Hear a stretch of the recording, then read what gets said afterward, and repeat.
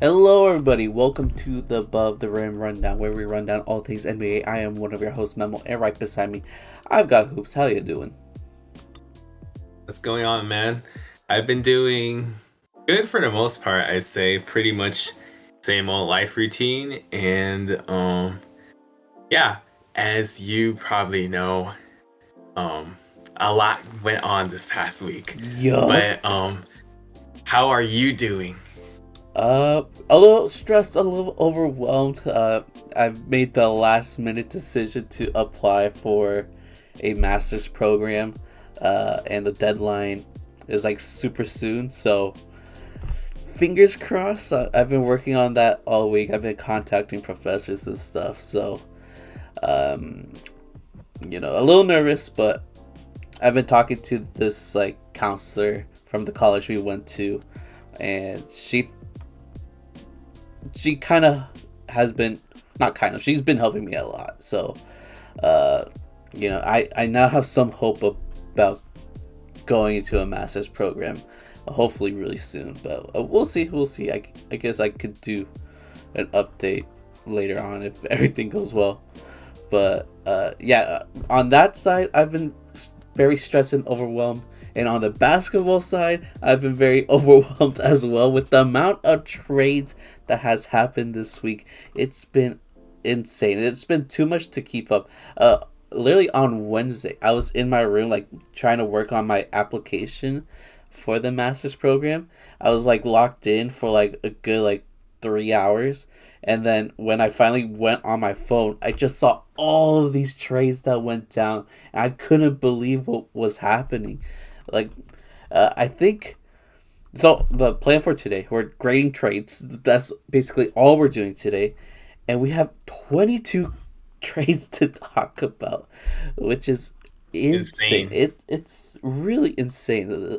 This week is crazy for the NBA. This has been such a big deal.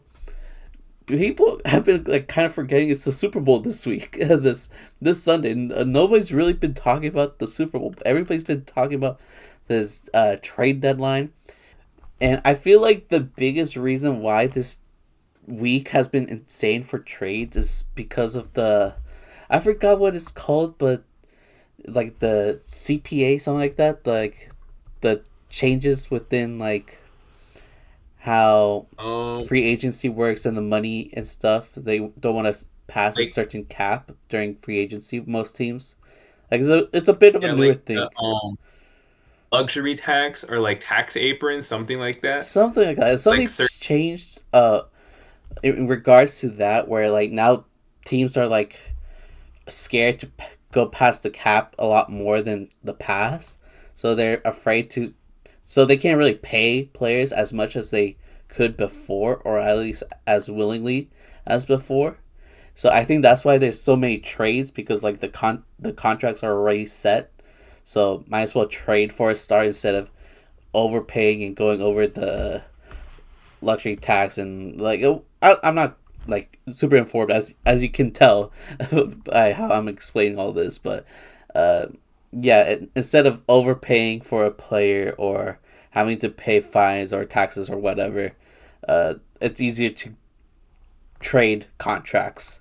So I think that's why it was like such a crazy week, and I this is probably I don't know the history behind trade deadline season, but I can't recall a trade deadline this insane and this chaotic. Like, is this the best trade deadline like of all time?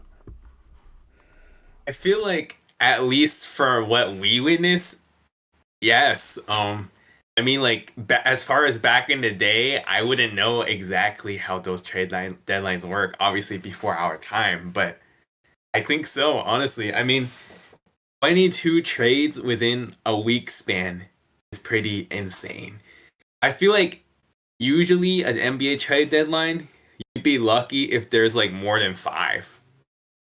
But like this year, there's like five times or like four times that, over four times the norm. So yeah, I think it's been probably very much likely the craziest trade deadline in NBA history. And not only that, like it's a lot of trades, but like half of these trades include like an all-star caliber player. Like there's so many all-stars with like swap jerseys now. Like the graphics are insane now. Like the ESPN graphics. I'm gonna be using one of them as a thumbnail for sure because it shows like all Hey, the superstars with the new jerseys. It's crazy. It's a whole new NBA. I'm, I might know the thumbnail you're about. I might know the thumbnail you're talking about because I think I've seen like the jersey swaps. Yeah, it's pretty crazy.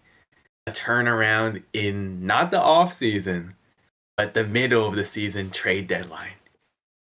And I feel like that makes things even more exciting because like it's just Yeah, an entire new season basically within the middle of the NBA season.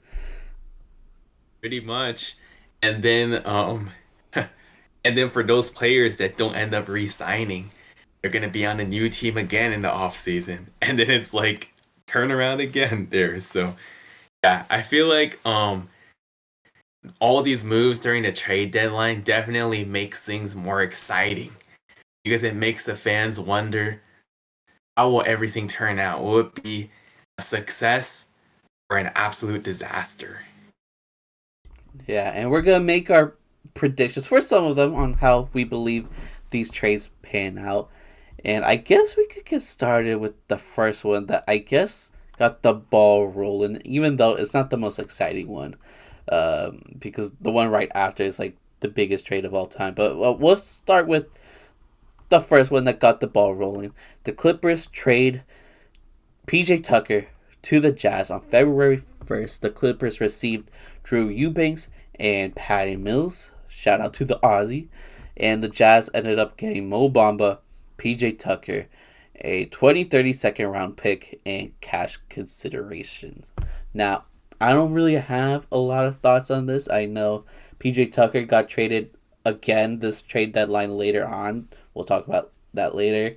I doubt Mo Bamba will get a lot of playing time for the Jazz. It's mainly the second round pick and cash consideration. I'm sure what the Jazz really wanted. And then don't really know why the Clippers went for Drew Eubanks, who's a decent player. But it's not a crazy, insane like pickup. Patty Mills, prime Patty Mills was a problem. Prime Patty Mills was a problem, but he's older now, so I really don't know why they made this trade. I didn't really look into it too much either, so I can't really say much about it. Do you have more insight on this trade than I do, by any chance? I think it was simply just the Clippers' intent of trying to like dump salary. That's it, I think. Because like if you look at the players themselves, it doesn't really thread the needle for either side. I mean, like you could argue maybe the Clippers even got worse, but probably about the same, honestly, because both of those guys I don't think really played that much for them. And then I don't know how much. I mean, I know Eubanks was in the Jazz rotation. I don't know how much Patty played since he's aging now, but yeah, I think this is like whatever deal. Um, I would say like I guess like a if I were to give a grade to this not so exciting trade, I guess I can just say B for both. Like they got what they wanted. Jazz were able to get cash compensation and the draft pick. The Clippers were able to cap. Okay, it makes sense, I guess. Now knowing that it's probably a um, what dump did you say? Uh, I think they were just trying to get under like a certain amount or something. yeah. So that makes sense, and we know that Danny Ainge likes his draft picks, so I guess it's a W for both. But I'm not super invested in this. Like I guess B for both, but let's move on to the big Kahuna, the one that we like are all here for, the Lakers, Mavericks, and Jazz. So don't forget about the Jazz. The 3-team trade where Lakers ended up fleecing the Mavs, getting Luka Doncic, Maxi Kleba, Markieff Morris, former Laker champ right there, And the Mavs ended up getting Anthony Davis, Max Christie, a 2029 first round pick. Utah Jazz ended up getting Jalen Hood Schifino, who they ended up waiving, I believe, just recently, and a 2025 second round picks. We made it our first emergency podcast right after this news was announced last week that I recommend you check out if you haven't already. It's doing pretty well for our standards. So thank you if you checked it out. So we talked in length about this trade, but like a lot of new information has been released since then.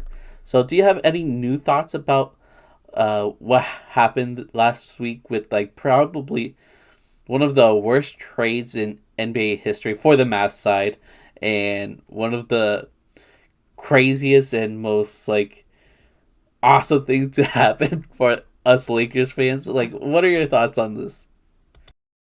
Um, I wouldn't say I have any new thoughts, honestly. I mean, like, I feel like my thoughts kind of remain the same as they were. The fact that, like, this is still very hard to put into words because, like, why the hell did the Mavs trade away their franchise player who was supposed to be, like, the next Dirk for the Mavs in terms of, like, playing for the franchise for, like, 15, 20 years, probably? And they traded him because they were not confident in his conditioning. Um, yeah, that's a questionable reason for trading that guy. Especially the fact that like apparently or okay, here's one detail that I don't think we knew at that time. The fact that it was actually the Mavs, aka Nico Harrison, approached Rob Pelinka.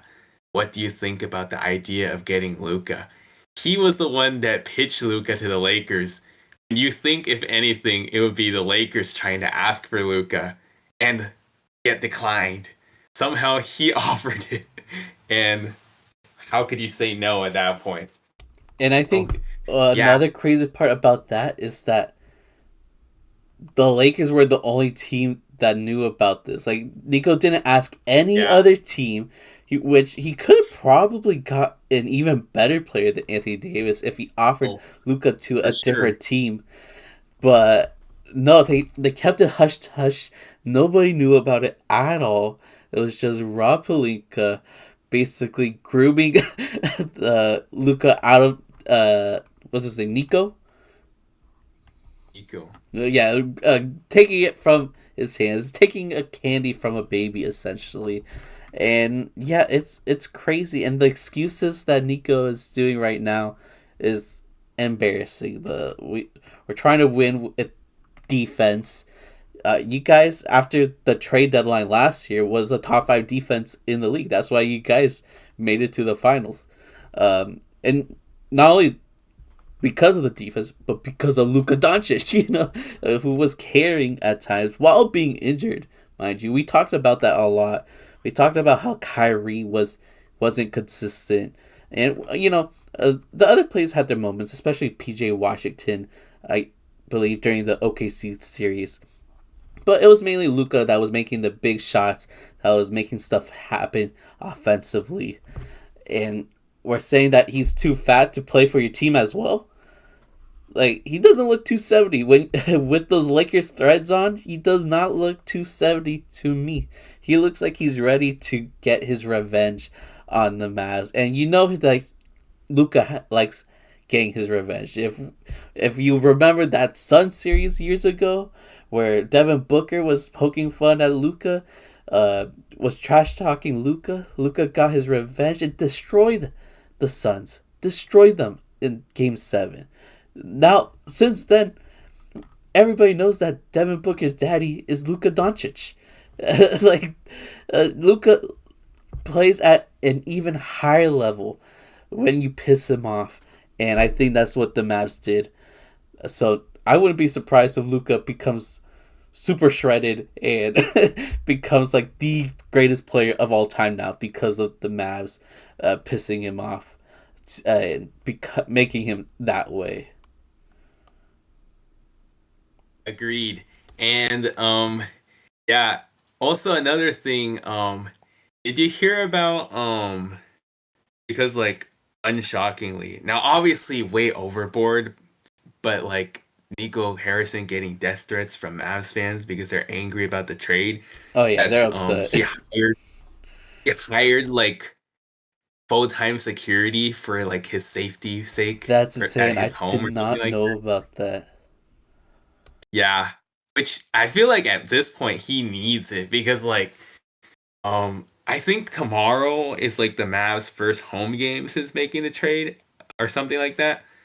And so like he's gonna need the security because like those fans are gonna go He needs crazy. to get out of Dallas. That's what he needs to do. Like those fans are so upset. Yeah, They had a funeral outside of the arena this week. They brought yeah, a whole that was casket and that was everything. funny. Yeah, the casket, the fan interviews, especially that one fan that was really angry, the one that put the Luka last name on the front instead of the back. I'm sure you've seen, but Yeah, yeah. yeah, it was funny. Um, yeah, it's definitely really crazy, and yeah, I feel like it can only get crazier when we found out that Nico was the one that offered Luka and that only approached the Lakers. And you for sure could have gotten a better package than that, or like several first round picks, or as you mentioned, possibly an even better player than Anthony Davis. I heard But Rob Pelinka offered more at first too. Like Dalton Connect was uh on the table as well, and somehow they dwindled it down to Anthony Davis, Max Christie, and one first round pick. That's dude, this is embarrassing. We used to make I fun I of really Rob for being one of the worst GMs or whatever in the league, clear but Nico took that. clearly not Clearly anymore. not. No, not at all. Uh, have you seen the hilarious memes like Lakers fans? It's like sorry, Rob Palinka, if I ever talked bad to you before, because he's been working that magic lately. Um, yeah, and I think now might be a good time to give a grade for this trade. Um, and I feel like, look, you can look at it different ways. Like obviously, like you look at it short term, maybe Mavs are set up good in the short term. But if you're looking at long term, then they fucked up really badly, clearly. Um, but even that being said, no matter how good it helps them short term, I have a hard time believing that's going to be long enough. That being said, I feel like my grade has to be like pretty much the same thing that anyone else would give. Lakers A plus, Mavs F, and Jazz, which I almost forgot were a part of the trade. Um, I guess they get an A because they get draft picks. I mean, they didn't really do much, but I guess they get an A because they got draft compensation. I would give the Jazz an A, but Danny Ainge an F because apparently he did not even know he was helping the Lakers with this move. He didn't know that I, the Mavs were trading Luka I to heard. the Lakers, and when he found out, it was too late to end it. He wanted to stop it, but he couldn't because it was too late. So fuck you, That's Danny so, Ainge. But at the same time, thank you for helping the Lakers yeah, become winners for the next like 10 years. So that's so yeah, that's so fucking it hilarious. is. I'm It's not gonna so lie. that's so funny. That's so funny. But But my question is like, how did he not know about this if they ended up getting Jalen Hood Shafino, which was a Laker? I mean, is it the fact that he didn't know that the Lakers were gonna get Luca, or was it the fact that he didn't know that the Lakers were involved? I'm guessing probably the Luca part he didn't Yeah, know. probably. But yeah, but yeah, that's really hilarious. He ended up inadvertently helping them. That's funny. Yeah. And Danny Ainge, I will say, despite his Laker hatred, he kind of has been helping the Lakers a lot recent years in trades. Like, obviously, he helped the Lakers unload Russ a few years ago. And then now this, the Lakers ended up getting Jazz, which I mean, you ended up getting Luka, which the Jazz was illustrious in. So, even though Danny Ainge, you are still fuck you for the Celtics history and whatnot, but thank you at the same time for your help. This is so funny. So I guess the Jazz as a team, B, like, a couple second round picks. It's not like they got a first rounder. So I'll say B. Mavs, I'll be a little nicer and do D because Anthony Davis is like a top 75 player. He's still really good and will probably be good for another like 3 years. And Max Christie is already showing like a good impact for the Mavs already. But I'm still gonna give them like a failing grade with it. Well, if you want to be technical, like in high school, a D is not failing. I don't even think a D is failing in college, but like it's not good. It might. I feel like in college it might be failing.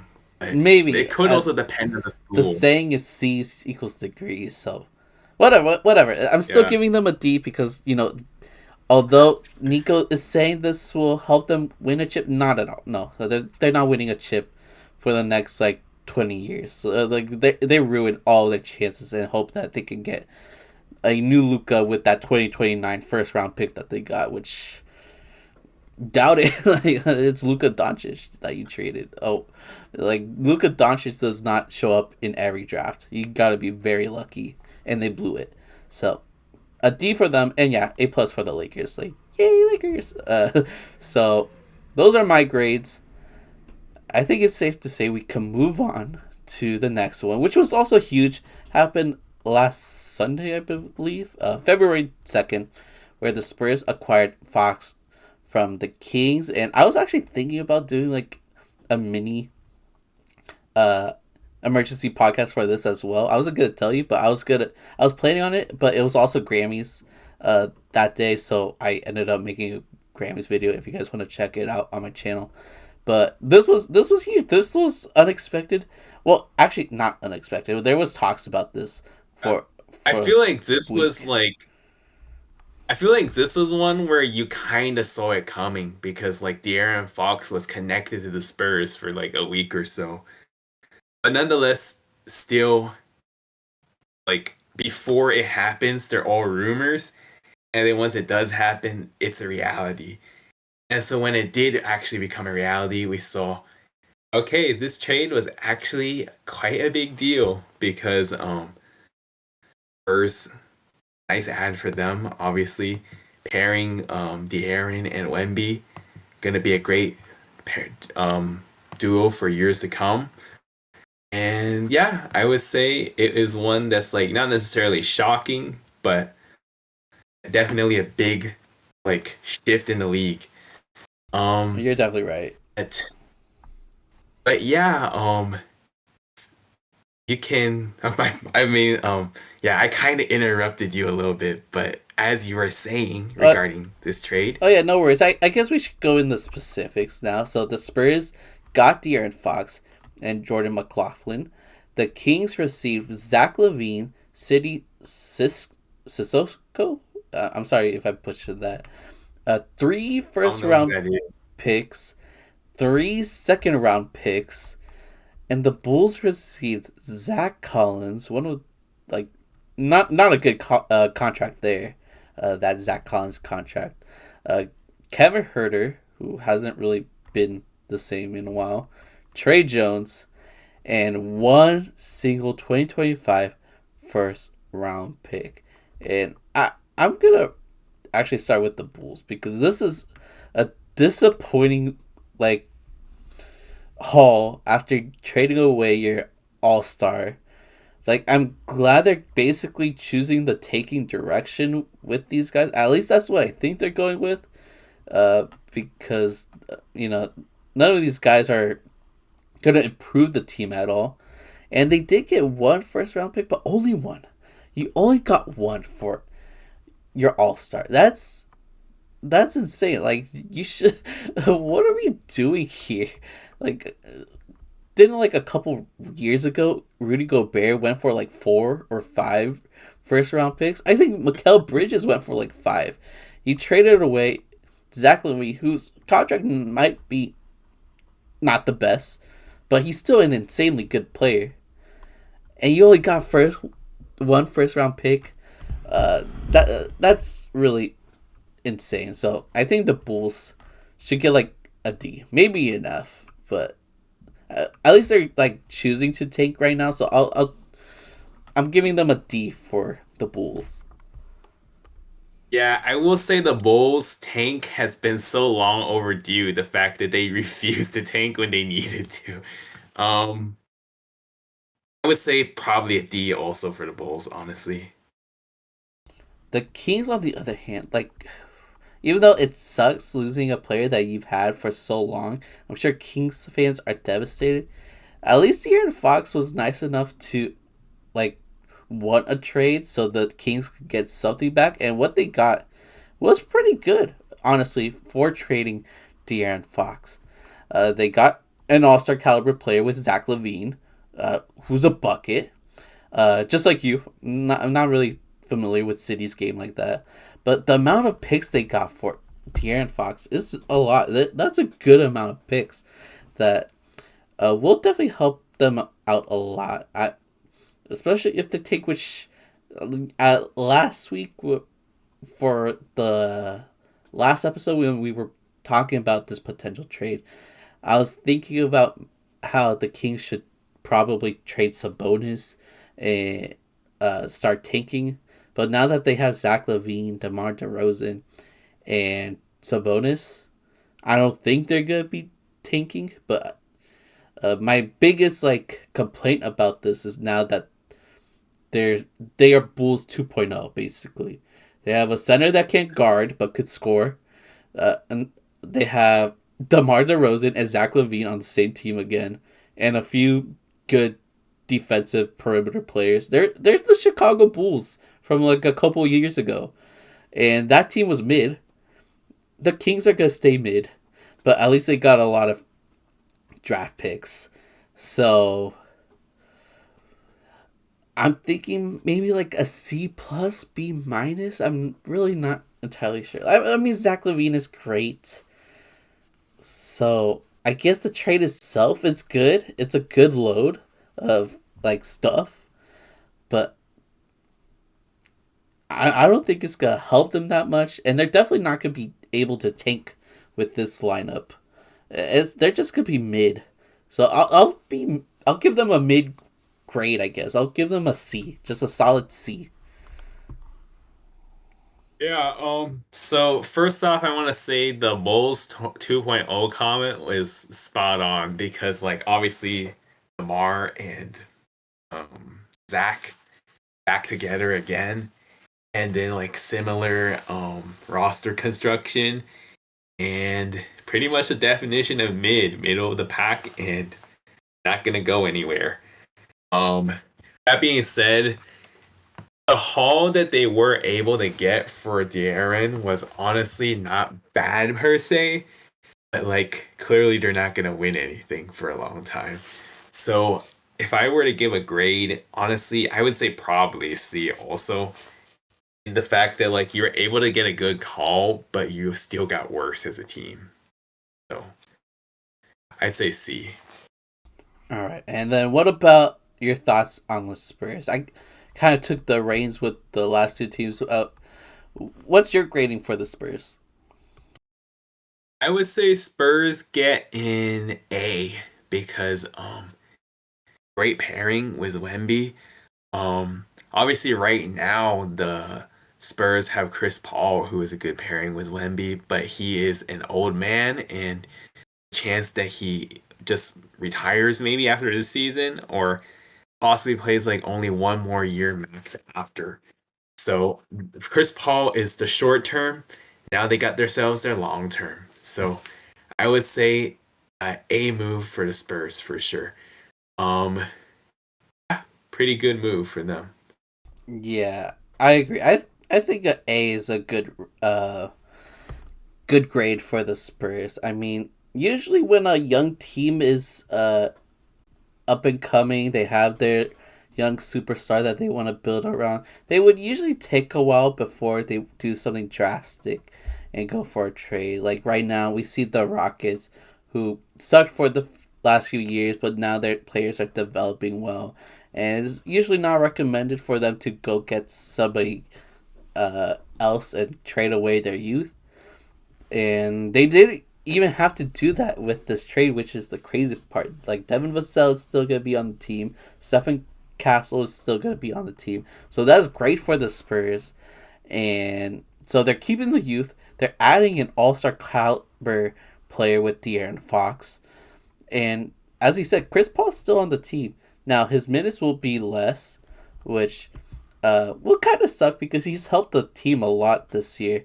But he's still gonna be helping the young guys develop, and even De'Aaron Fox as well, which we've seen what Chris Paul can do with helping his younger teammates, like Shea when he was at OKC, like Devin Booker when he was at the Suns. Like they both became better players after playing with Chris Paul. So I'm sure, even though De'Aaron Fox isn't the youngest guard in the league, he could definitely help out De'Aaron Fox better his game. And yeah, and this will help improve the Spurs a lot for sure. They'll probably make the play in for sure. I think, I don't know. I'm gonna have to really think about this now that all these trades happen. But like, they're willing, they're really trying to take advantage of having an alien like Victor Wembanyama and deciding to go all in, which is probably a smart move. They don't want to do what the Cavs did with LeBron years ago, where they didn't help try to build a team around LeBron early on. They ended up having mid teams, and LeBron had to carry them, even carried them to the finals at times, but really didn't. The front office there really didn't do anything to help LeBron. The Spurs are willing to help Victor Wembanyama in order for him to enjoy being a Spur and hopefully staying there for his entire career. So this is a great move by the Spurs, a smart move by the Spurs, and I honestly might be an A plus as well. Like not Luka level greatness, but it's probably the play that they need. Just another offensive push, another great point guard that will help uh, this team out a lot. And they didn't give up anything crazy. They got rid of their Zach Collins contract. Yeah, a few of their picks are gone, but they didn't get rid of any of the younger guys. So I say A plus. This is a good move by the Spurs. Yeah, really good move. And honestly, yeah, A plus is a reasonable case, honestly. I mean, they got the guy they wanted. Um I think I just said A regular because I mean, I guess the thing that you said would be a good reasonable difference. I mean, like the Lucas thing was godly. But the I Luka feel thing, I like feel like godly, is like it should be its own letter grade, like a G for yeah, godly, an S tier it letter should grade. be. It's a whole different It level. should be. Yeah, a whole different level, but nonetheless, definitely the A level. So yeah, A plus for the Spurs. Fair enough. Fair enough. Next trade, we're gonna literally take like 10 seconds about this next one. Hornets swap picks with the Thunder. Hornets received 2029 second round pick via Suns.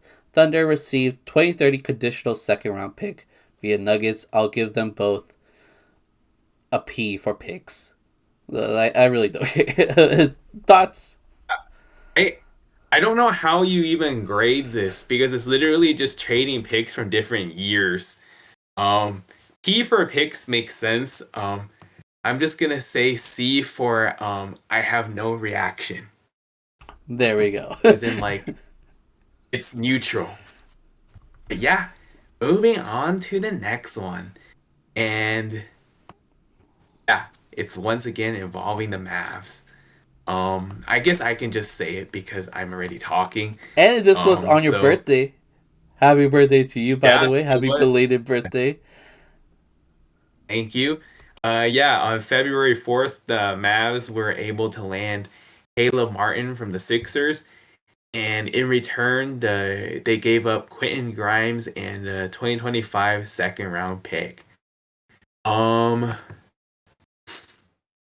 so I think this is I guess you can say a good move for both teams. I mean, like Caleb Martin is pretty good, and I think this is a really good ad for the Mavs. At the same time, the Sixers, even though they did get rid of a good player, they clearly were not going to go anywhere this season. So, as part of that, they were able to get a draft pick and another guy that happens to also be a good player, being Quentin Grimes.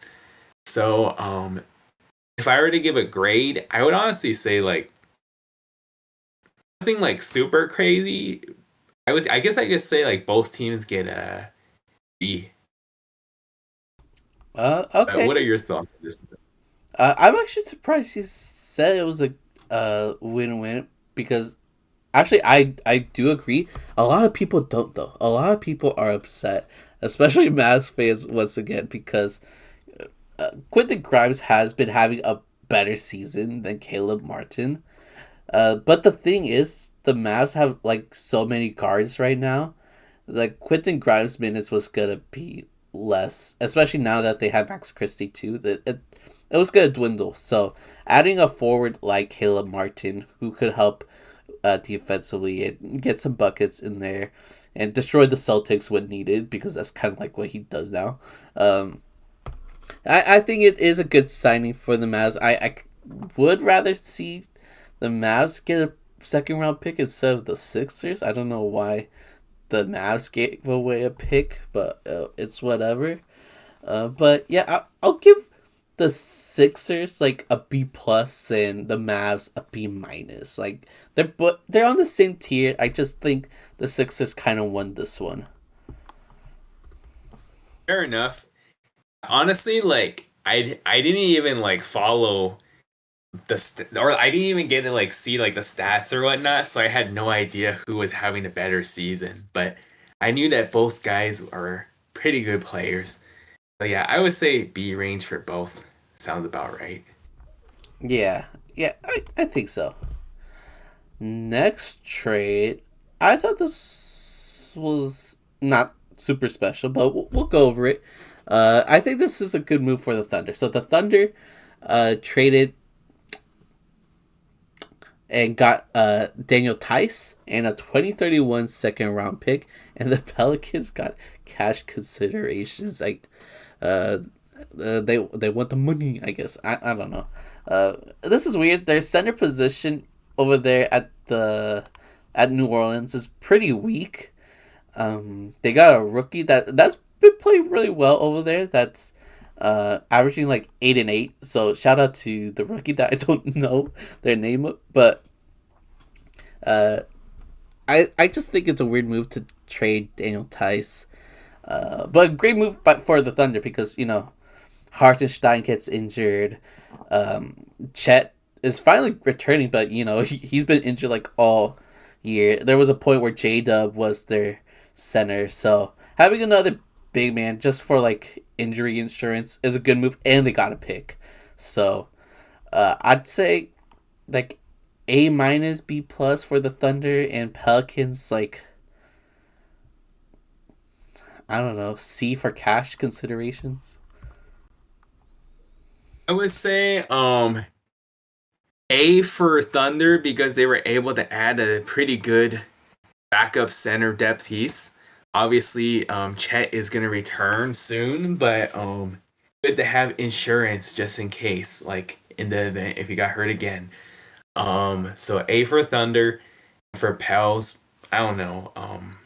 I guess I guess C as well, just because like the thing about when they say cash considerations, you don't know how much cash they get. So like I don't really know how you judge that. So I'm just gonna say C for you got something, but you also gave up some stuff. Yeah, and I know Daniel Tice isn't like the best center in the world, but y'all kind of need a center. So I would even argue a D, but C sounds nicer next to cash considerations. So you guys got lucky this time, Pelicans. Yeah, let's move on to the next trade. The Kings acquired Valanciunas from the Wizards. He's not going to the Lakers. A different center is, but not Jonas Valanciunas. So the Kings get Jonas.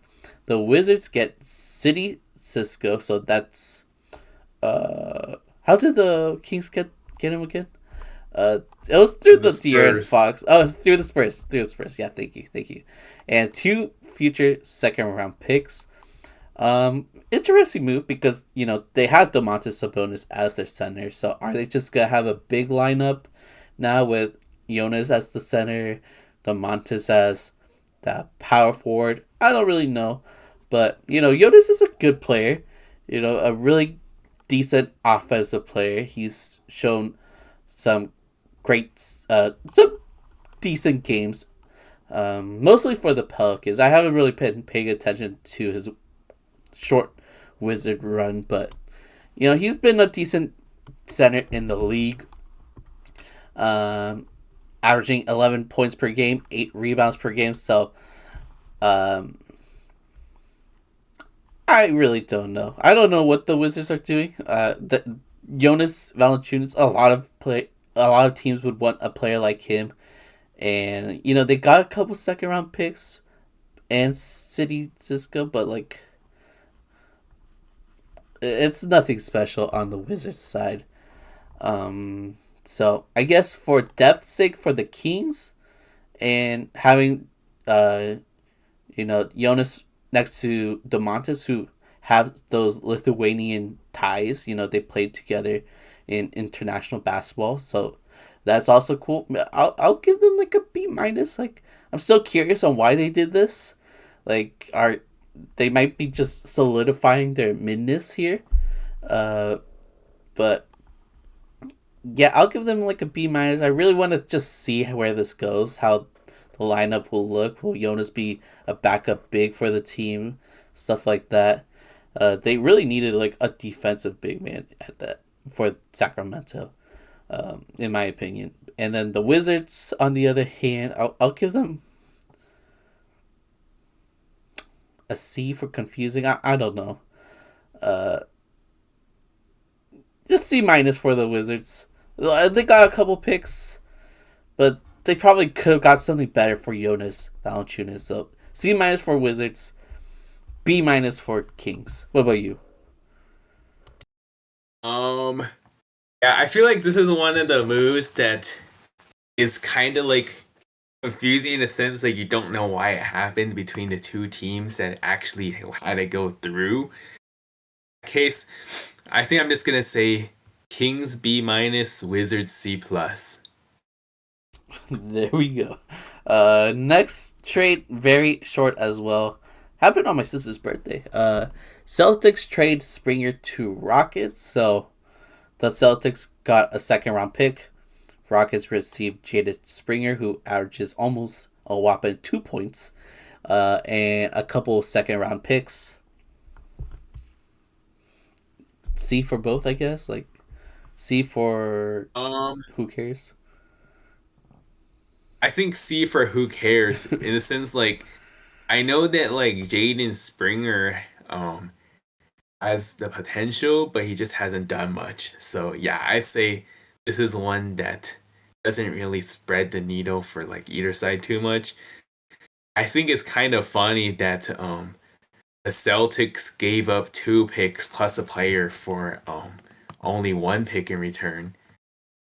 I don't know what's the reason behind that, but I guess in that case, Rockets C plus and Celtics C minus because one team gained picks and the other and a player and the other lost picks and a player. So moving on, I think There has to be something with 2031. I know there's been several teams that traded for a 2031 pick. Other than I don't know. Celtic, Like, I know there. I forgot the is other it supposed team, to be? yeah, I don't know what's Yeah, going I on mean, there. are they? I don't know. Are they projecting the future that it's going to be a really stacked draft class? I really And if don't so, know. how do you know? how do you know 6 years down the road though? That's what I'm wondering if that is the case. I don't know. But yeah, I would just say C plus C minus in the terms of like one team lost draft picks, the other gained compensation. Yeah, I think we can move on to the next one. Uh huh. So the next So, one is the Wizards landing veteran Reggie Jackson. The Wizards received Reggie Jackson and a 2026 first round pick, so that's good. And then the 76ers got Jared Butler and what is that? 4 second round picks? Yeah. yeah, 4 second round picks total. Uh, And I feel like this is one of the deals that is kind of confusing because like they're both kind of mid players, I think. I mean, I don't know. I'm not familiar with Jared Butler's game. All I know is Reggie Jackson used to be really good, but now he is a little bit older, doesn't really quite get the amount of playing time he once did.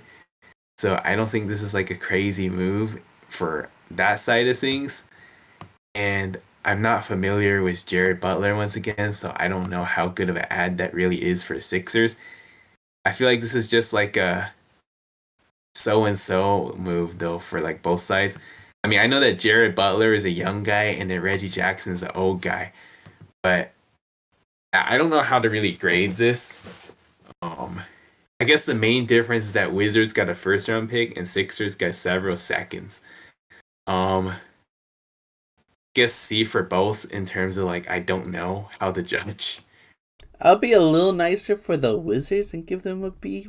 I'm They got a first round pick, which is good. Like they're a team that should be tanking, and Reggie Jackson hasn't been the best, so maybe they'll help the tanking, and maybe he'll help the locker room as well. Maybe help mature Jordan Poole or something like that. Like kind of like what the Rockets did with uh, them getting Dylan Brooks and Fred VanVleet.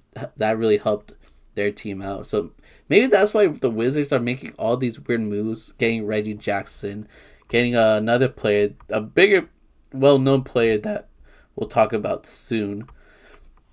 Because other than that, I really don't know. Like as you said, why are they making these moves?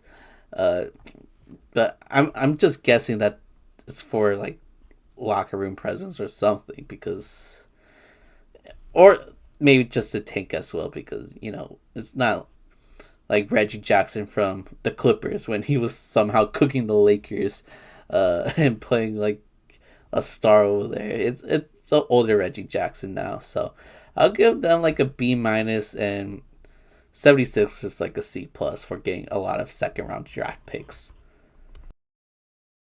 Sounds about right.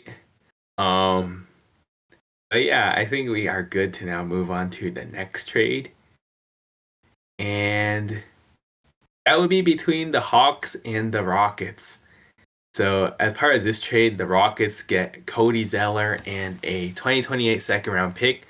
The Hawks get the draft rights to Alpha Kaba, which, when they say draft rights, there's a really high chance that that player is not going to actually end up playing in the NBA, which makes it a little bit confusing because it's like, why did this team draft this guy in the first place?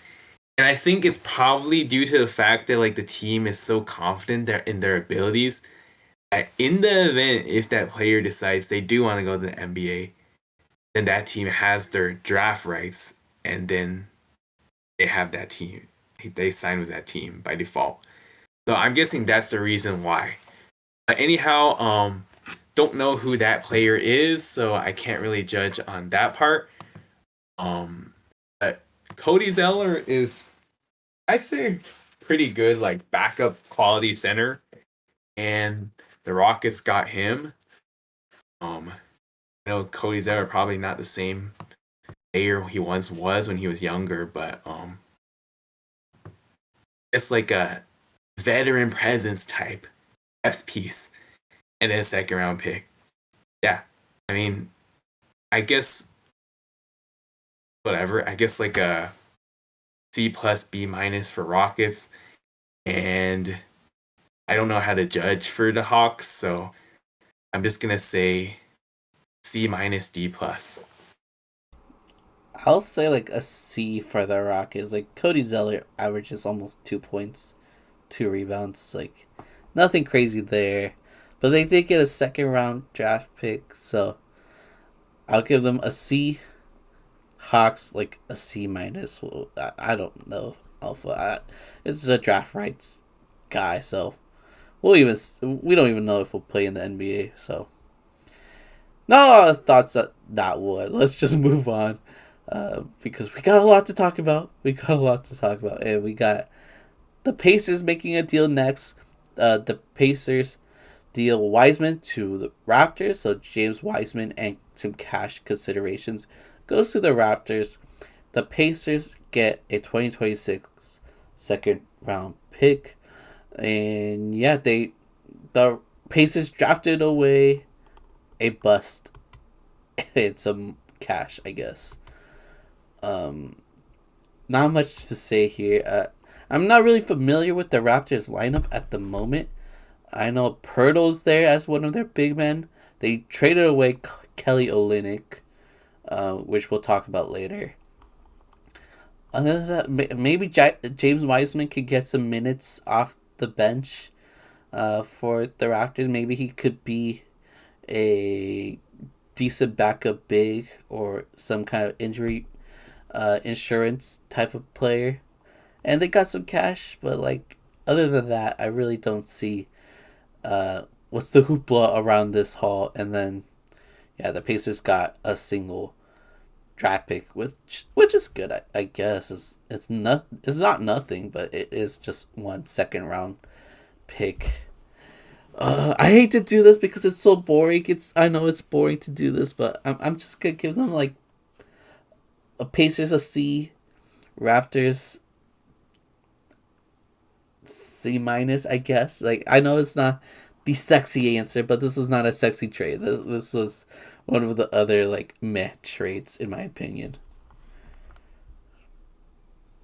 Let me just say, once again, a move that doesn't really thread the needle that much. And obviously, James Wiseman has not lived up to his NBA expectations at all. But I feel like this is a really low risk, high reward type move in a sense like if it doesn't pan out, no big deal. You didn't give up a lot. If it does pan out, great. Because you didn't give up a lot. So I will honestly say Raptors E for trying something and Pacers I mean I guess B minus. Something like that. B minus range. Okay, that's a good perspective. I didn't really think about that because yeah, you're right. The Raptors didn't give up much. It's just a single second round pick.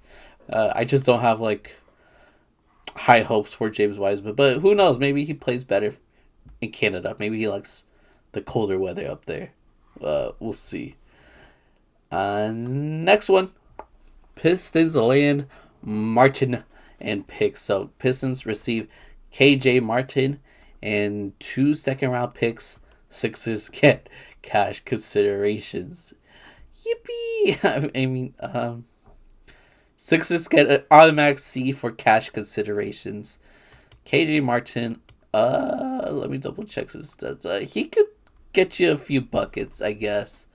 Rebound a little bit, not a crazy amount.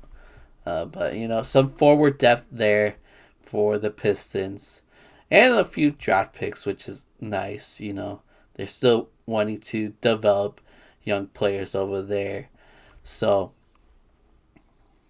maybe like a B minus for the Pistons, and again C for cash considerations for the Sixers. I mean, I would say once again, really low risk type move could potentially be a rewarding one. I'm gonna say Pistons get a B and Sixers get a why not C for cash because is what it is. So yeah, I say B for Pistons and C for Sixers. Okay, next we got the Suns trading away Yusuf Nurkic. Um, so to the Hornets, the Hornets get Yusuf Nurkic and a 2026 first round pick, and the Suns ended up getting Cody Martin. How do you say that? Vasily Misic? Something like that. Something like that, and a 2026 second round pick. Uh, kind of This is probably one of the more interesting trades we talked about in the last few trades, because Yusuf Nurkic is not like a great defensive player, but and I guess offensively he's not crazy either. He's not like Trailblazers, um, Yusuf. So I understand why the Suns would trade him away. Um, but yeah, the haul that they ended up getting is it's all right. Like Caleb Martin averages 7.8 points per game, 4.5 rebounds per game. Will definitely help the depth in the forward position. Let's see what's up with Vasily. What's up with him? He has. Oh, okay. Not bad. 7.5 points per game. Okay, so this is gonna help out the bench, I believe, a little bit. They score a bit, and we know that the Suns' bench isn't something crazy. So, bench wise, it'll help. I think their center position is now like thinner. I know they traded for a center recently. Who did they trade for? I forgot the center they traded for recently. The Suns got somebody. Oh, Suns. Oh, it was Nick Richards, who was also from the Yeah, Hornets. yeah, yeah, So yeah. I thought they cut a Suns have Hornets been center. doing business. Suns have been doing business with the Hornets quite a bit lately. Yeah, it seemed like they should have done a Nick Richards and Yusuf Nurkic trade instead. Um, but Well, clearly that would have been a very bad move for the Hornets. I mean, like Nick Richards is so much better than well, Yusuf right now Nurkic. Nick Richards hasn't really been impressing the Suns. I've heard how he's been becoming a liability on the defensive end because of how slow he is, which it's not like I think Yusuf Nurkic is good at that either. He's also a slow big man that not. can't defend. So Yeah, this, I think that Nick Richards did really good his first few games with the Suns, and then I guess fell off. I haven't really been following, but yeah. Nonetheless, as far as this trade goes, how would you grade it? I was gonna say if you're talking about like the players that were involved, like currently, and the Suns clearly won that part of the bargain. But because the Hornets were able to get a first round pick, um, it makes it a little bit better for them. I still wouldn't say like that crazy. I would say Hornets, I guess B minus just because the first round pick. I would have ranked it lower, but because they got first B minus. Suns, guess E because they got some like wing depth. So yeah, something like that. Yeah, something like that. I think you did good. I feel like they're very on par. Like the Hornets, tanking team, getting a first round pick is pretty good. And then the Suns, who need some uh, depth in their bench, some scoring punch in their bench, were able to get that with Cody Martin and Misic, if I'm saying his name correctly. Um, so yeah, like both like B minuses, I guess. I don't know, nothing crazy. We could move on to the Pistons acquiring Dennis Schroeder. Famously said that trades are like slavery, and he ended up getting like traded 4 times this season. It was crazy how he was bouncing around teams uh, this year, because he started his year with Brooklyn, then to the Warriors, and I don't know where else. Like like he went to the Jazz. I thought he also went to the Heat. I don't know. I don't know. But he's going to the Pistons. He's going to the Pistons. Lindy Waters is also going to the Pistons. The Pistons are also getting a future second round pick. And the Jazz are receiving KJ Martin and future second round pick. So, thoughts on this? I mean, there's nothing great. Dennis Schroeder is a good player. I guess we could start there. Like, Dennis Schroeder can help be the backup point guard over there and help out Kate Cunningham with ball handling duties off the bench. I must say this. If there was, if we were to do W and L list this week, clearly Dennis Schroeder goes on the L list Yeah. because right after he infamously compares NBA trades to slavery, he gets traded 3 times within a week, 4 times in a season. Like that's crazy. It's almost like as if the NBA GMs heard his comments and they're like, "We're gonna make you experience it," like out of spite. Man, those evil NBA GMs. But nonetheless, he kind of did that to himself. So, yeah, there's that. As far as the trade goes, I guess relatively good haul for the Pistons. Dennis Schroeder is pretty solid. Indy Waters, I know that he shows his flashes. I think he did have like some good moments as the Warriors. Um, and then yeah, they also got another second round pick. And then the Jazz, they got KJ Martin, who was originally in the trade with the Sixers, and a second round pick. And so I feel like maybe like somewhat of an even keel, maybe. Nothing too crazy either. I would say B's for both. Yeah, I would say B for Pistons for getting a pretty good backup point guard with Dennis Schroeder. When given minutes, he could ball out. So, uh, yeah, B for Pistons, and then like a B minus for Jazz. You know, they're tanking. Getting KJ Martin's not gonna do anything crazy for them, and they got a future second round pick. So they traded away a second round pick, but they're getting a second round pick. So yeah, B minus for them.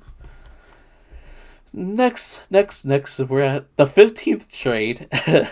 Remember, we got 22 to talk about, but yeah, we're on trade 15, and this is between the Raptors and the Heat. The Raptors are receiving not Washington, PJ Tucker. They wish they got PJ Washington.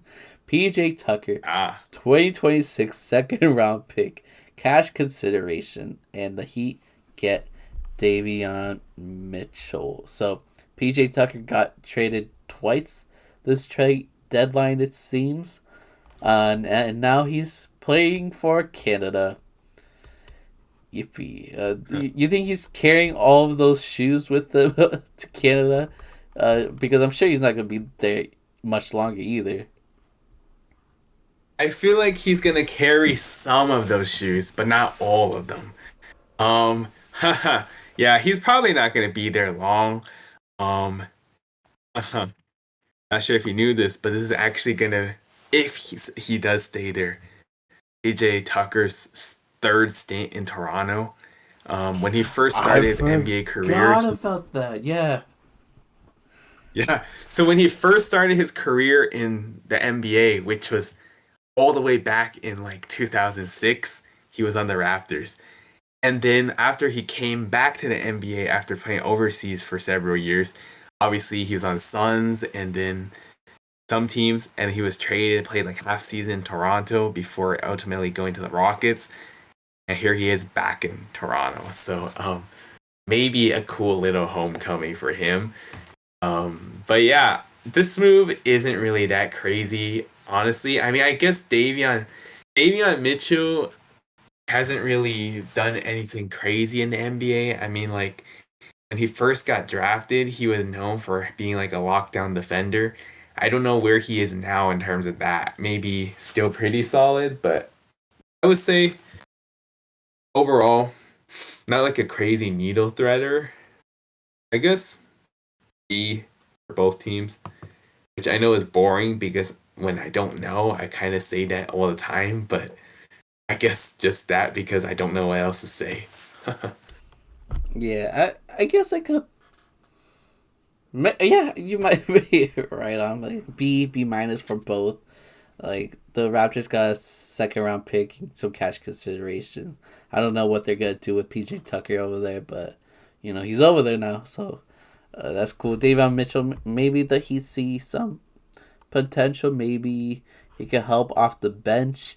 But to me, the most interesting part about Davion Mitchell, as I am looking at his NBA profile, uh, he's only 3 days older than me.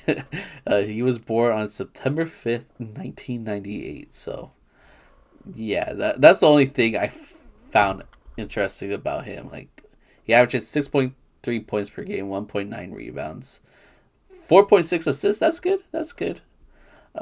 So, but yeah, the only thing interesting is that we are very close in age, to me.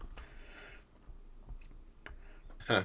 Yeah, and the fact that he has a somewhat similar name to Donovan Mitchell. That's true. That's true. I don't know if it was like a Centel tweet, but or it was real. But I think his number could be 40. I could literally check. Is it could be 45? Oh, Oh yeah, yeah, I mean, it may 45. Like Donovan Mitchell, right? And that there makes was that makes it even funnier. rumors that Donovan Mitchell was gonna get to the Heat somehow. But in a way, Yeah, they got Donovan Mitchell at home with Davion Mitchell. yeah, that's pretty funny. All right. I was gonna Yeah. say another big trade, but this was a more interesting trade than the last one. Not a big trade, but a more interesting trade.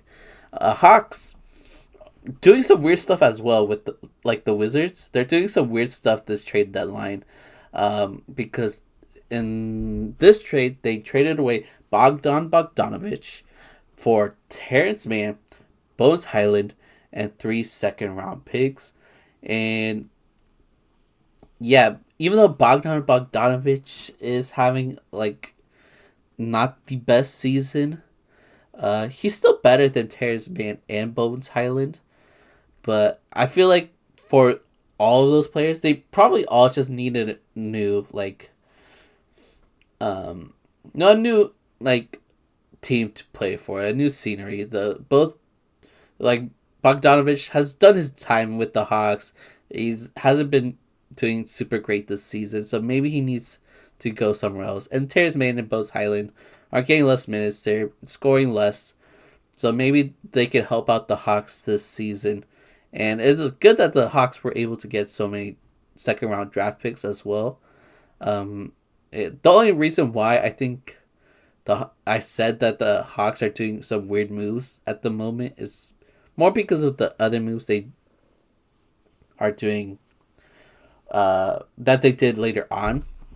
But this kind of adds to the fact that if you look over the overarching Hawks uh, trade deadline deals throughout this trade deadline, that the Hawks are planning on tanking, because we know that Johnson is injured. So since he got injured, they started trading away like crazy, starting with Bogdanovich here. So they got some decent players with Terrence Mann and Bose Highland. Maybe they can play better than they were with the Clippers, and they got 3 second round draft picks. So I think overall this was a good move for the Hawks with this specific trade. So I would give them maybe like a B plus, maybe, and then the Clippers like a B. I think this was a pretty like fair trade, and as I said earlier, I think all of these players just needed to have a new start somewhere. So I could see these players play better for the new teams that they're playing for now. Yeah, and I think a lot of what you said makes sense. I mean, like Bogdanovich, he's not necessarily having the greatest of seasons, but as mentioned, all these guys kind of need like a change of scenery. Matter of fact, I think Terrence Mann might actually be having a better season this year than Bogdanovich. But maybe for the Clippers, Bogdan gets back in his groove. Who knows? I don't know. But I think this was like I guess like a good move for both sides in terms of like taking a very low risk, high reward type. So I would say Clippers, honestly similar to what you said. I guess Clippers you get a B and Hawks like a B, B plus because they end up getting draft compensation. And I saw a thing because like the Hawks obviously they are you mentioned about like how they're like kind of like tanking. But correct me if I'm wrong. Don't they like have to give their pick to the Spurs as part of the, the Dejounte Murray trade? So Yeah. I saw this one. I saw this one post earlier saying the Hawks are tanking, but don't have their pick and it's being sent to the Spurs. So then it said, tanking for the love of basketball. Taking for the That's love of the literally game. hilarious. I Yeah, forgot tanking for about the love that. of the game. Yeah, that's actually really hilarious though, and kind of sad. Like tanking when you don't even have a pick. Like, how is that even a thing? I don't know. But nonetheless, I guess Hawks get a decent trade because they're able to get back some picks despite losing that pick. Yeah, that's true. But I didn't think about it. So yeah, that continues to confuse me on why the Hawks are like giving up out of nowhere. Like as soon as Jalen Johnson got injured, they just decided to give up on their players. Um, Yeah, uh, give up on their players, start losing all that. all to not get the draft pick because the Spurs has it. Yeah, That's crazy. it's sad. Yeah. Next one is actually one of the more interesting trades. We got a good one here. The Bucks are receiving Kyle Kuzma, Patrick Baldwin Jr., Jericho Sims, and a 2025 second round pick. And the Wizards are getting Khris Middleton and AJ Johnson. Another confusing move by the Wizards.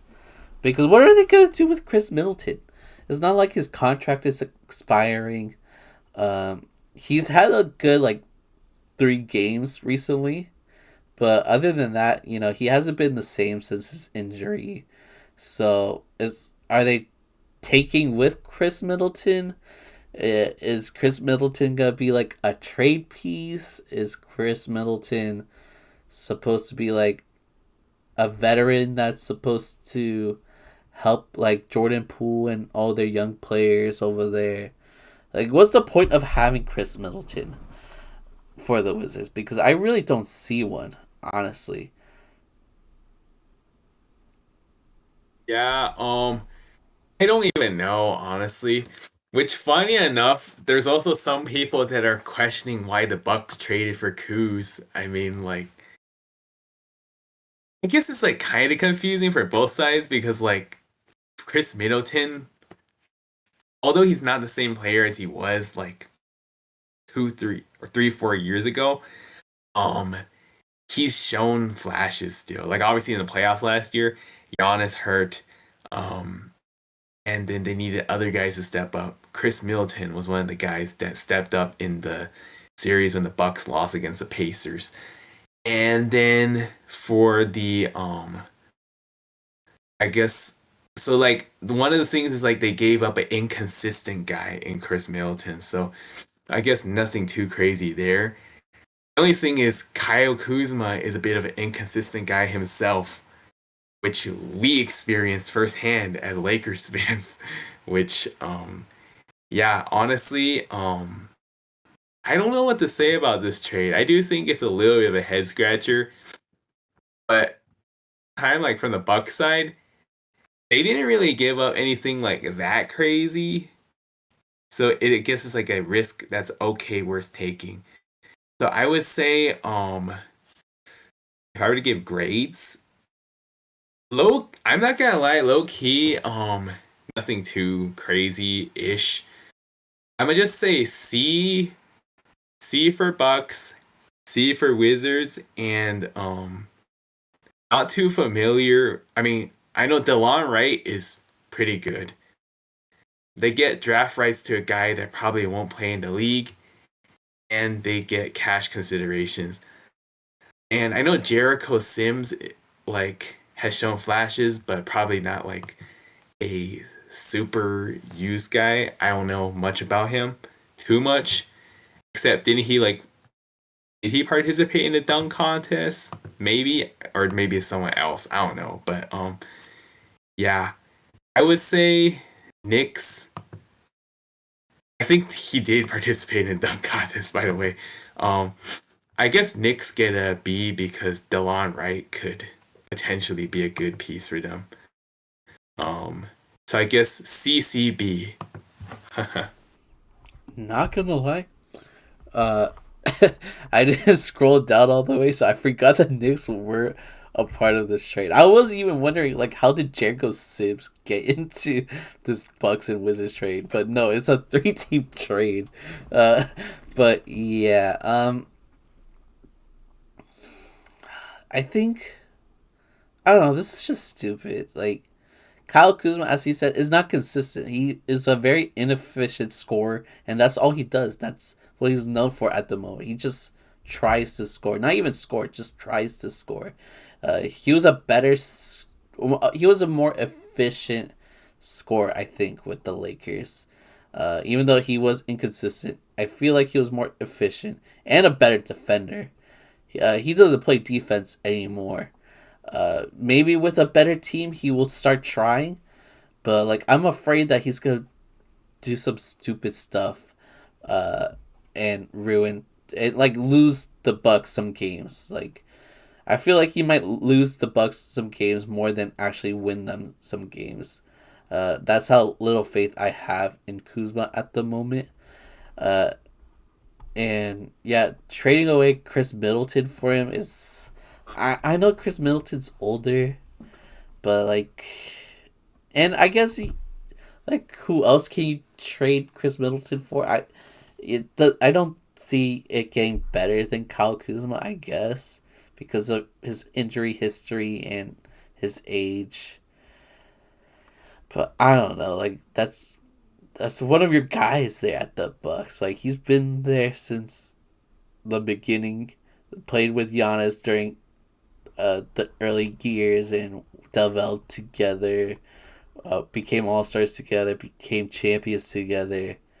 And now he's gonna be in the Wizards and forgotten for the rest of time, which sucks for him. But like,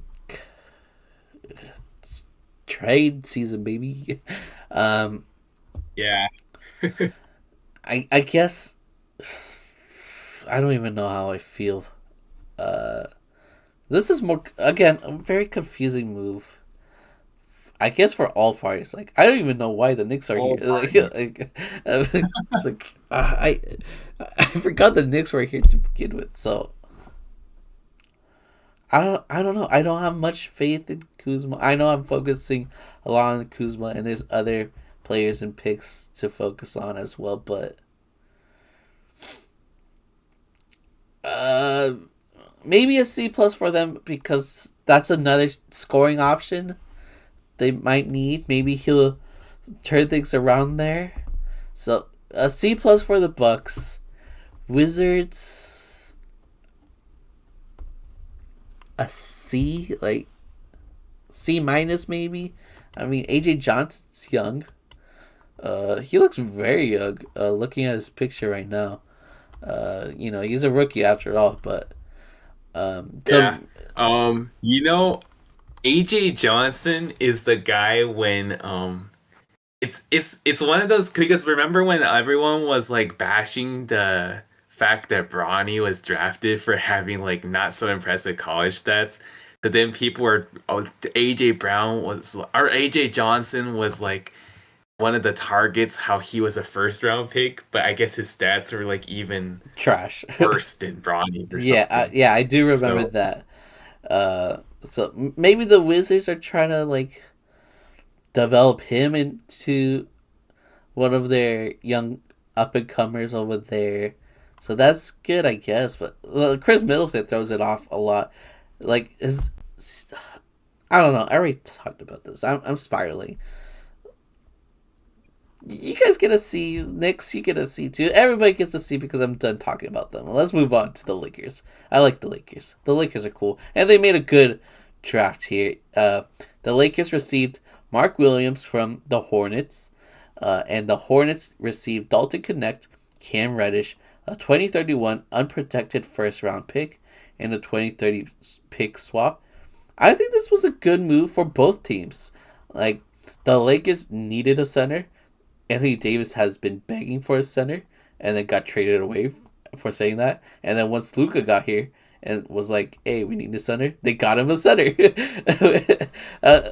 which is funny. Uh, I think it's so ironic how the Lakers needed a center for the longest time. Anthony Davis has been wanting a center, never got it, got traded away, and then Luka got on the team, and everybody was like, "Hey, Luka's gonna need a center," and they got him a pretty good one. I like Mark Williams.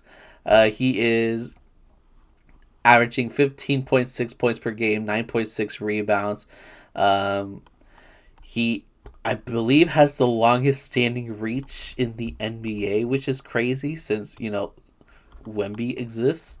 Uh, so that tells me that he will be able to catch lobs, and that's Luka's specialty. That's why Derek Lively was so great with the Mavs. That's why Daniel Gafford was so great with the Mavs. It's because they were able to catch those lobs and were able to rebound and score like that. Mark Williams is going to have some monster games because of Luka. So this is a great pickup from the Lakers. And the Hornets, great haul as well. They got a couple picks. They got a solid rookie, an older rookie, but a solid rookie who could shoot threes with Dalton Connect four. I was a fan of him. I'm sad that he has to go, but it is what it is. And then Cam Reddish, like he could defend at times. Nothing too special, but it's really Dalton Connect and the picks that makes this a W for the Hornets. So I would say the Lakers get like an A, and the Hornets maybe an A minus. Because I do think this is a good move for them. What about you? Yeah, I agree with almost everything you said. I mean, pretty good move for both sides. And obviously, Lakers really needed a center bad after giving up AD. And man, did we get a decent one. And so I think that yeah, pretty good move. I would say what you said sounds about right, honestly. I would argue even maybe like A for both. Yeah, it's been it was a pretty good, much needed trade to say the least for the Lakers, and good luxury for the Hornets because obviously they're in a rebuild. So stockpiling one core piece and pick. Anyhow, yeah, pretty good ad for the Lakers. I actually saw a post the other day saying like top player efficiency rankings in the NBA. So top three. So top player efficiency ratings in the NBA. Number one, Nikola Jokic, 33.1. Number two, Shea Gilgeous-Alexander, 31.1. Number three, Giannis Antetokounmpo, 30.1. And number four, who is it? Mark Williams, 27.6. So the top, so a lot of elite all-stars, and then there's Mark Williams, who you don't think of as like a crazy all-star type, but his efficiency is really high. So that's really good. I gotta mention something that I thought was really laughable though. I saw this one article where they were grading like all the NBA deadline moves, kind of like what we're doing, and they gave the Lakers a D for Mark Williams. I'm like, what? We That's clearly needed the crazy. center back. Yeah, that was so stupid. I think they gave the Hornets a A and the Lakers a D. I'm like, how the fuck is this a D? They clearly needed the center. They didn't give up anything that crazy. But I think I remember what it said. It said something like, it wrote something like, Mark Williams is a good player, but his best season was not this season or something. And then they were trying Okay. to say how like the yeah.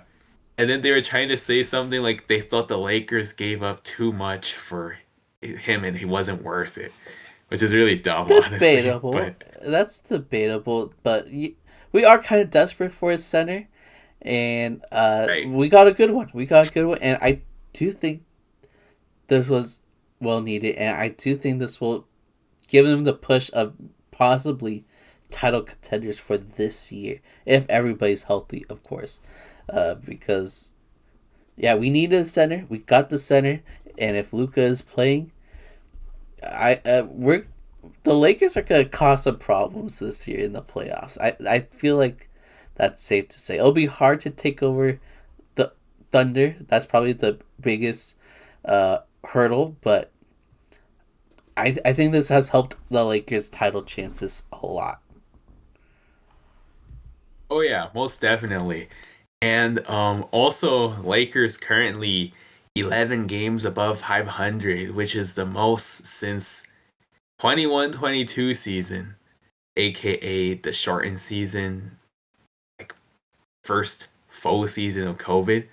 So yeah, pretty much Lakers have been about as good as they've been in like 4 years now. So hopefully it keeps on going in the upward trend. But yeah, good move for both teams here. So I think we could move on to the next one. Yeah, speaking of upward trends, from here on out, I believe the trades are getting juicier and juicier. And this one was pretty good. The Cavs traded for Hawks DeAndre Hunter, which I like as mentioned earlier. I feel like the Hawks are making a lot of weird, interesting moves. Because DeAndre Hunter has been really solid this year, almost scoring 20 points per game, and now the Cavs got this guy for their like small forward starting. Oh my god, starting small forward position, possibly.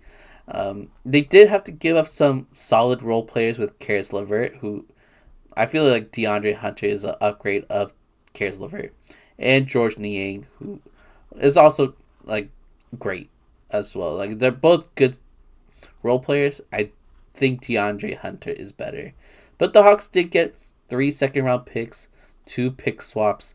That's good. So overall, I guess W's on both sides. Like again, I think it. Even though the trades, I guess, aren't weird for the Hawks, I just think this decision of just trying to tank now is weird. I think that's what I've been trying to get out this whole time when I was saying that what they've been doing is weird. Uh, but they do have a good haul of players and picks. So honestly, B+ for the Cavs, maybe even A- for them. Like this is a solid pickup.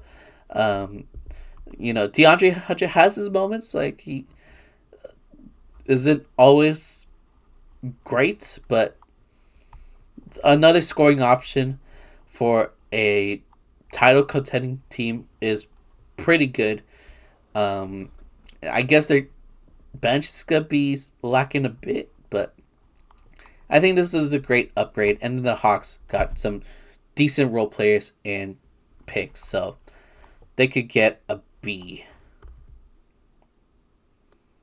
Okay, sounds about right. Honestly, I would say this was a pretty good move for the Cavs. And because obviously trying to be they're trying to prove themselves as real contenders. Obviously, best record in the East, but a lot of people still have their doubts in them. And I think getting a guy like DeAndre Hunter could really potentially be a step in the right direction to hopefully getting over the hump. That being said, I think as far as the grades go, I would give the Cavs an A, and I think Hawks B. Honestly, obviously they ended up getting lesser players than what they gave away, but they were able to get a few second round picks as well as pick swap options. So honestly, still not bad for the Hawks. at the end, I would say Cavs overall got the upper edge. A for Cavs, B for Hawks. All right, next trade. It's a big one. It's the one we've been waiting for the longest time. Jimmy Butler finally got traded, and this is huge. This is a 5-team trade, so bear with me. The Warriors received Jimmy Butler from the Heat, 2 second-round picks from the Heat, cash considerations from the Heat. The Heat received Andrew Wiggins from the Warriors, Kyle Anderson from the Warriors, Davion Mitchell uh, from the Raptors, a 2025 protected first-round pick from the Warriors. The Jazz received Josh Richardson from the Heat, KJ Martin from Pistons via Sixers, 2028 second round pick, 2020 31 second round pick, Pistons and Heat respectfully. Uh, Cash consideration from the Heat. The Pistons receive Lindy Waters, the third via Warriors, Dennis Schroeder from Jazz to the Warriors. That's how he ended up over there. 2031 second round pick via Warriors. And the Raptors receive PJ. We've talked about these trades. I'm confused. Yeah, I think what I think what had happened is those were originally smaller trades, and then I guess these teams got together and decided, let's just make it all a part of one big package, which helped send Jimmy Butler to the Warriors. Which is confusing. I think that happens sometimes, like just to help with like cap situations and whatnot. So that's probably what it is, honestly. But point blank is the key thing from all this is clearly Jimmy Butler going to the Warriors. And I think for the sake of it's the Heat's sake, this is a blessing because they no longer have to deal with that guy and his drama. Jimmy's happy too. I mean, now that he got his wish, is no longer in Miami, and I actually was watching his press conference earlier, and I saw one of the things he said is like he's happy he gets to play basketball again and no longer getting suspended, even though he caused those suspensions.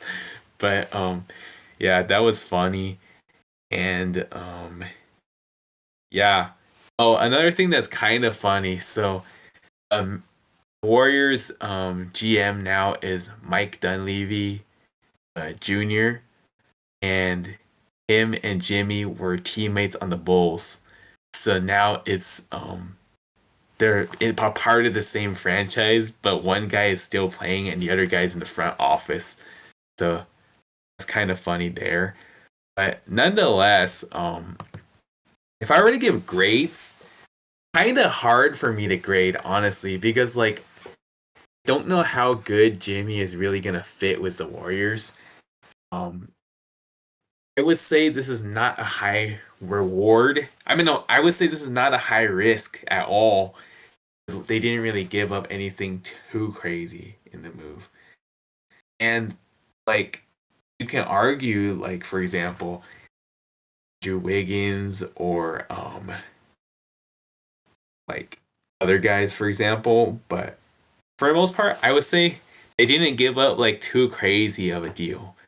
And Jimmy did end up already signing an extension, which one of the question marks would be like, is this guy gonna just leave in the off season? Well, now they don't have to deal with that anymore. I feel like that's in a way a win already. Even though technically, if this fails and flops badly, it could overnight turn into a massive L. That being said, I guess at the moment, Warriors B, I guess I'll give them a B for trying something. Um, Heat, honestly, I might give the Heat like A minus because they were able to finally unload this guy and get some decent pieces in return. Jazz, I don't know. I guess Jazz gets a C plus B minus because the main thing is draft picks. Um, Pistons, I guess Pistons get like a B plus because they get young guys and a pick. Okay, correction. Dennis Schroeder's not young. Um, but one young guy, a pick, and a decent point guard.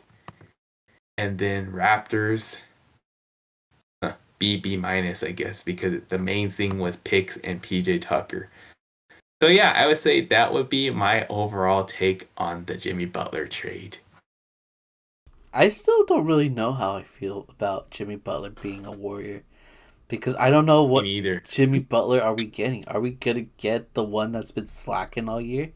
Like you would assume he'd play harder once he gets to the Warriors, but like, will he actually? Is my biggest question. Um, like I think it's a risky move extending him even. Like I know that's you want to make Jimmy happy because if he's not happy, he's gonna be a big drama queen about everything. So I guess that's what they had to do, and they did trade a good amount of stuff for him, including Andrew Wiggins, which is a player that Steve Kerr apparently absolutely loves. Um, he was very upset about Andrew Wiggins being traded away. Um, but I do think Jimmy Butler is an upgrade from Andrew Wiggins if we're just comparing those two players because those are the two main players that were traded. I think the Heat are gonna like Andrew Wiggins over there. He's a good defender, can score when needed. So help them out a bit. They got some decent pieces, and they got rid of Jimmy Butler, and got a first round pick. So the Heat got a good haul. Got a good haul. I'll say like a B plus for them. Warriors, I gotta watch like how the rest of the season goes because I really don't know what's gonna happen. Like I'm not a big Jimmy Butler believer. Like I know playoff Jimmy is apparently a thing, but he's getting older. I really don't think that it's gonna last. Maybe one more year. Maybe this is the year Jimmy Butler has another killer playoff season. But so far this season, he has been injured as well. But so far this season, he hasn't been super great. So it's hard for me to say that this is a good move because I haven't seen Jimmy Butler do anything good in a long time. But this is a risk that the Warriors needed to take because they were in no man's land over there. It was just Warriors, a bunch of bums, and Draymond Green playing some defense sometimes. So Warriors, a B, I guess, similar to you, a B for the Warriors for actually doing something. B plus for the Heat for getting a good amount of decent role players and a first round pick. The Jazz get a C for cash considerations, I guess. I don't know. They got picks. They got a couple of role players, but nothing crazy for the Jazz. Pistons, I already did this one. They get a B for Dennis Schroeder being there. Getting a second round pick is good. Lindy Waters is a good pickup, I guess. And Raptors, I forgot what I said about the Raptors. Maybe a C for the Raptors, but that's it. We can move on, I guess. We're almost done here. We're almost done. We got a couple more. We've been yapping about trades for a while now, so let's try our best to get this done.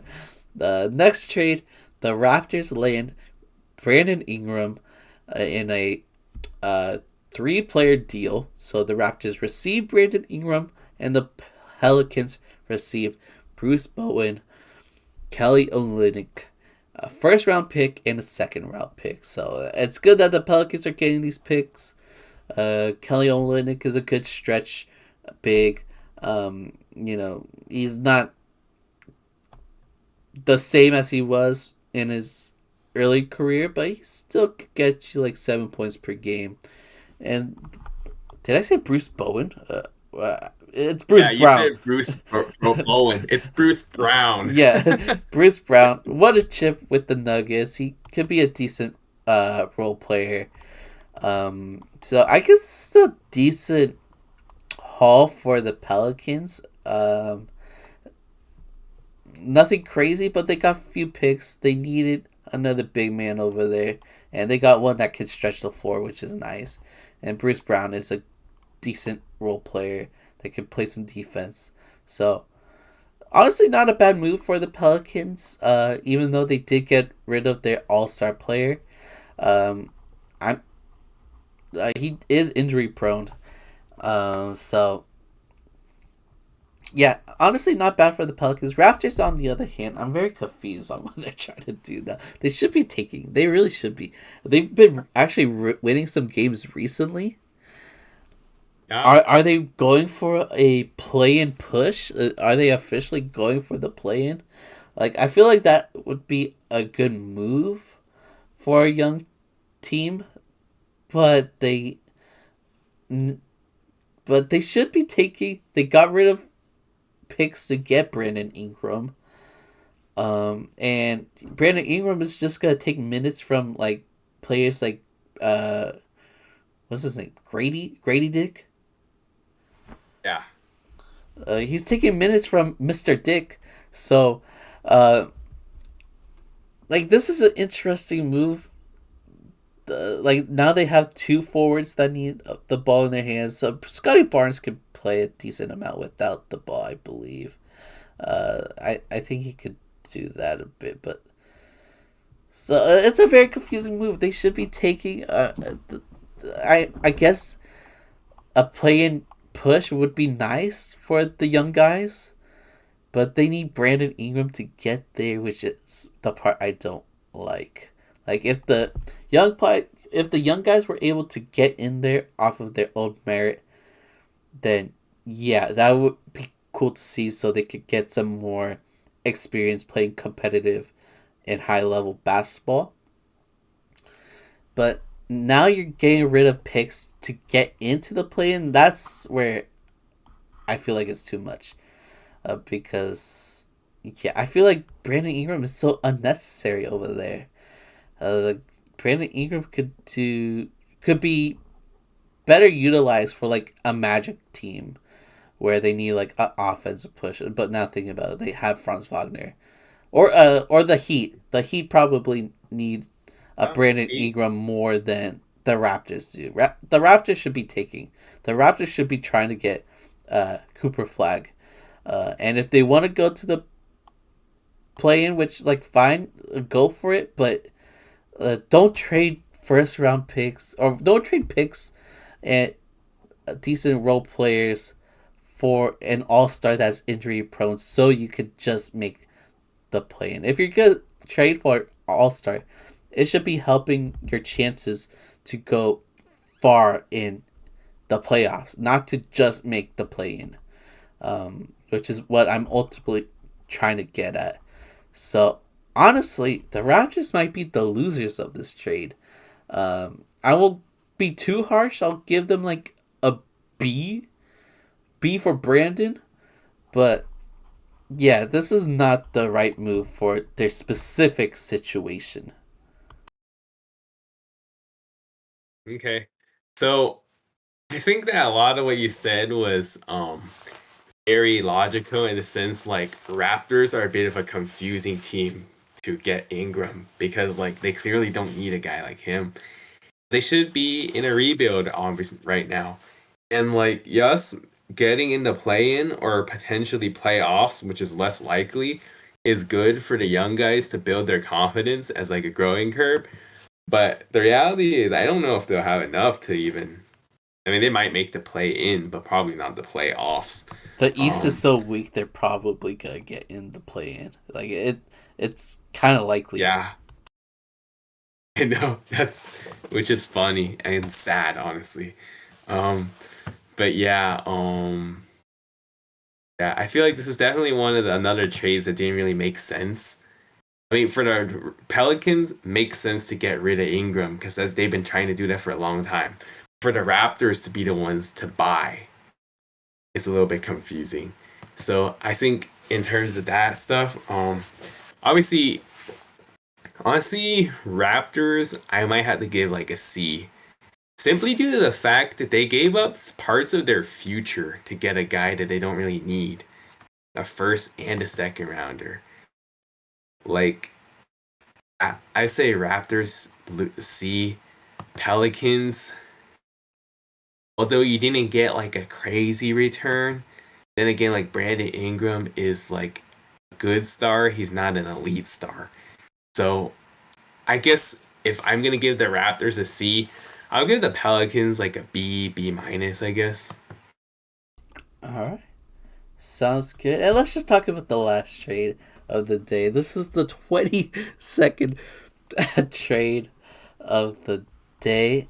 And yeah, it's the Wizards receiving Marcus Smart.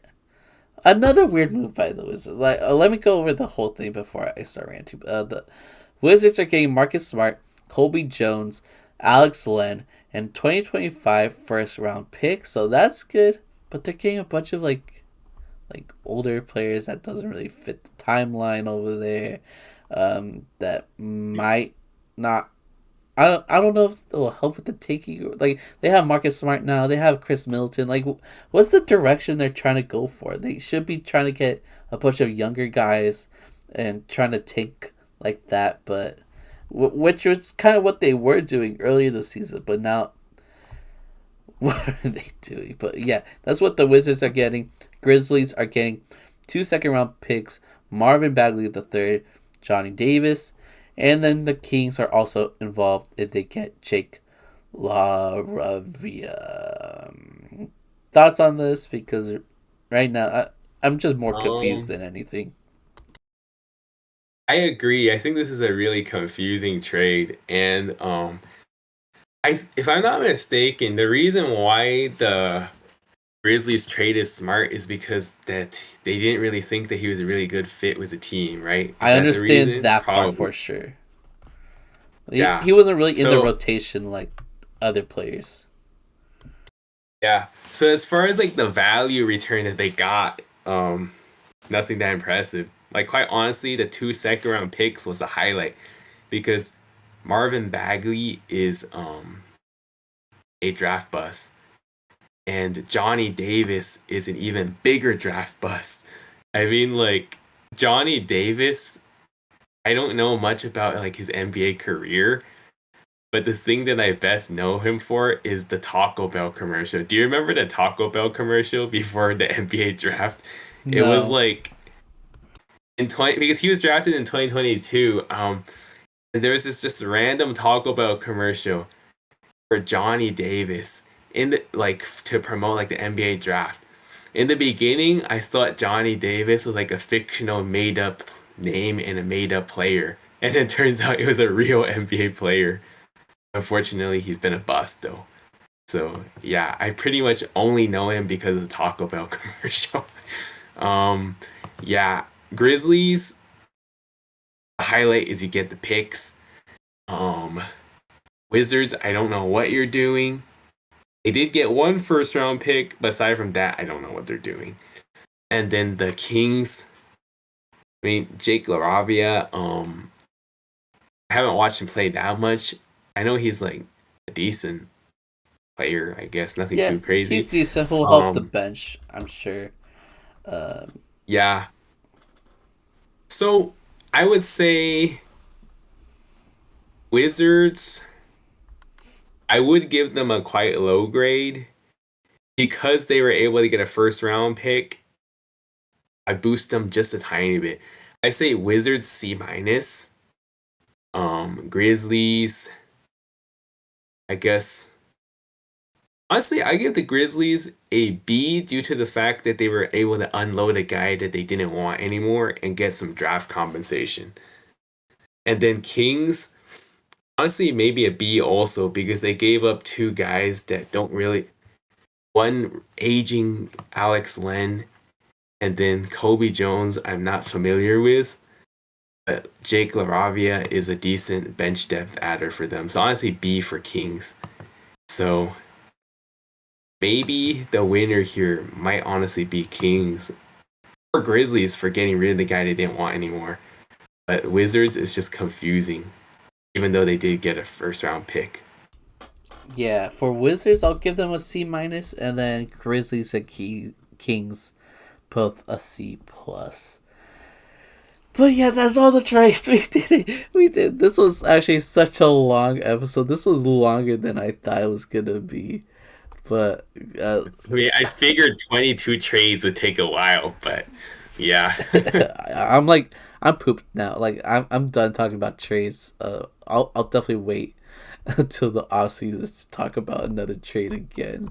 Because right now I'm so tired of, because yeah, there was some very exciting trades to talk about, and then there was a lot of boring trades that it's just whatever. It's just whatever. So I hope you guys were still able to enjoy this episode, especially with the more exciting trade talks, because this was one of the most insane trade deadlines we've ever witnessed.